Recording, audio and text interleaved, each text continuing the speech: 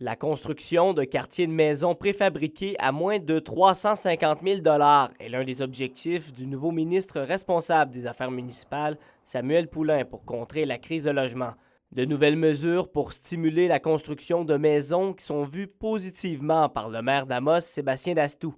Mais il se demande d'où arrivera l'argent nécessaire à celle-ci. C'est surtout quand on nous dit qu'il n'y aura pas de nouvel argent, de nouvelles enveloppes.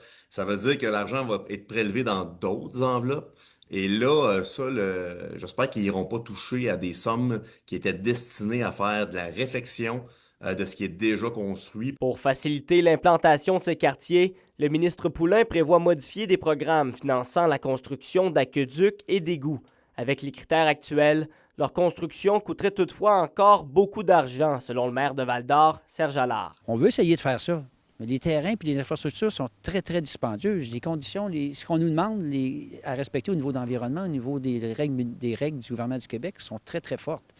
Donc, on n'a pas les ressources pour faire ça. Dans la mesure où on a la possibilité de faire des canalisations supplémentaires, bien là, ça amène aussi des rues supplémentaires, ça amène de l'éclairage supplémentaire. L'Association des locataires d'Abitibi-Témiscamingue, l'ALOCAT, est aussi d'avis que cette mesure du ministre Poulin n'aidera pas concrètement la situation de pénurie de logement dans la région. La notion d'abordabilité là-dedans aussi, elle semble être flexible, là, un peu comme leur notion d'abordabilité par rapport au logement là, avec le FAC.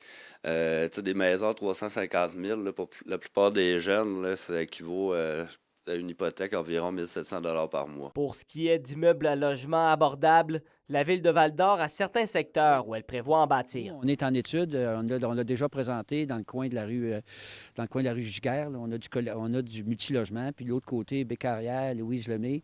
On a tout allé jusqu'au boulevard Barrette. On a des possibilités de faire ça là. Le ministre Poulin devra mettre le pied sur l'accélérateur s'il souhaite mettre en place ces modifications d'ici l'été, alors que la session parlementaire devrait prendre fin à la mi-juin.